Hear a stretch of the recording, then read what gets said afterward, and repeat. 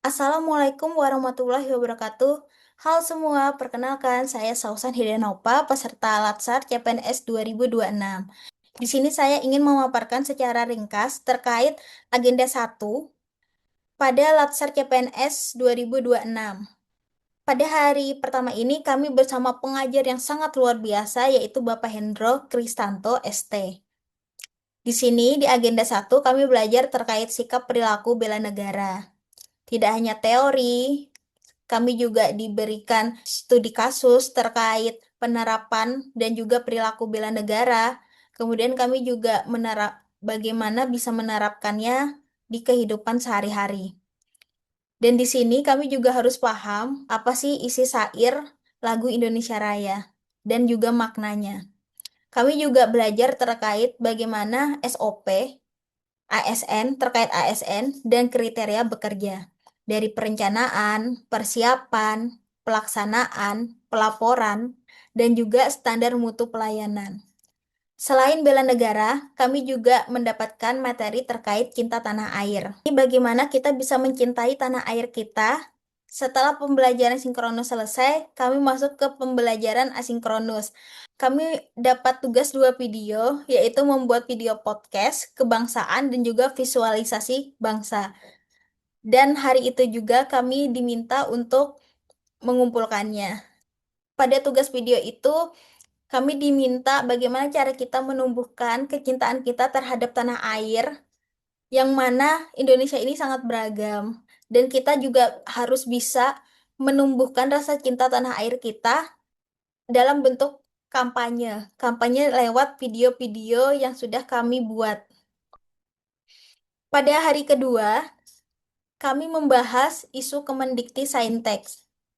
Bersama Bapak Hendro yang sangat luar biasa, kami diminta untuk memecahkan masalah dengan teknik tertentu.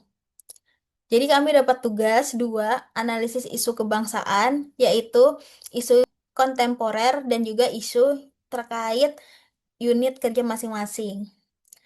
Dari alur pikir seperti identifikasi, kemudian mendeskripsikan permasalahan, kondisi saat ini, bagaimana menyelesaikannya, kemudian menetapkan core issue, membuat rumusan isu, melakukan analisis isu, mencari gagasan kreatif, dan mewujudkannya dalam gagasan kegiatan.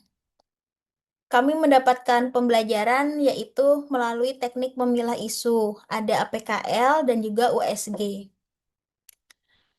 Setelah pembelajaran sinkronus selesai, kami masuk ke asinkronus. Di situ kami menganalisis isu kebangsaan itu secara berkelompok.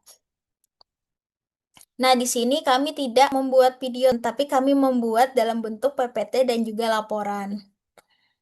Nah, untuk analisis isu instansi itu kami melakukan secara individu. Kami bisa membuat rumusan 5W1H. Bagaimana cara kita menangani isu-isu strategis yang ada di unit kerja di mana kita ditempatkan. Yang mana nantinya akan menjadi bekal kita untuk rancangan aktualisasi. Pada hari ketiga, kami Zoom bersama 2 kelompok, kelompok 1 dan kelompok 3, bersama fasilitator Ibu Aspita Diah Pajarsari, STMX, yang sangat luar biasa. Beliau memaparkan terkait sikap dan juga perilaku ASN. Kemudian kami juga dikasih dasar hukum paling atas dan juga paling bawah dijelaskan secara rinci oleh Ibu. Lalu bagaimana cara kita bisa membentuk mental? Nah, ini ada 2, secara self-assessment sikap dan perilaku, dan juga peer assessment sikap dan perilaku. Nah, di situ kami diberi info terkait evaluasi Latsar ini dari sikap perilaku, akademik, pelatihan mandiri, distance learning, e-learning, dan sampai aktualisasi. Kami juga belajar bagaimana sikap perilaku dan juga kode etikanya. Pada hari ketiga sangat luar biasa karena kami tahu eh, penilaian kami itu berapa persen aja. Dan juga kami setiap harinya itu selalu absensi. Dan saya sampai memasang alarm untuk absensi agar tidak ketinggalan. Nah, kemudian untuk tugas asinkronus pada hari ketiga itu diminta untuk membuat praktik PBB, baris berbaris, secara individu. Kemudian untuk tugas kelompoknya juga membuat video terkait role play keprotokolan. Jadi kami ceritanya lagi upacara pelantikan pejabat tinggi di lingkup Universitas Lambung Mangkurat. Pada hari keempat, kami membahas terkait rencana aksi bela negara atau RABN. Di situ kami belajar bagaimana kami bisa menerapkan bela negara melalui profesi kami, kemudian mengangkat upaya strategi peningkatan kesiapsiagaan bela negara PNS terkait isu yang kami ambil. Pak Hendro tidak hanya memaparkan teori, tetapi selalu disertakan dengan studi kasus nyata. Sangat seru karena kita diskusi dan bapaknya juga suka guyon. Kami juga diberitahu apa saja yang harus disiapkan untuk menyusun RABN. Dan pada hari keempat ini kami juga diminta untuk mengumpulkan Learning Journal Agenda 1 tentang bagaimana pengalaman pembelajaran dari substansi atau materi maupun proses pembelajarannya.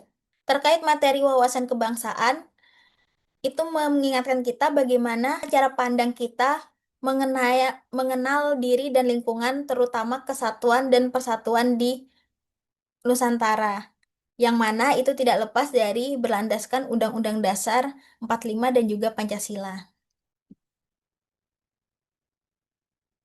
Saya sangat menikmati pembelajaran sinkronus ini karena saya bertemu dengan orang-orang hebat di luar sana. Mengasah lagi bagaimana cara kita menyikapi, bagaimana cara kita membahas terkait nilai-nilai dari dasar bela negara. Sekian pengalaman pembelajaran dari saya. Salah hilap mohon maaf. Wassalamualaikum warahmatullahi wabarakatuh.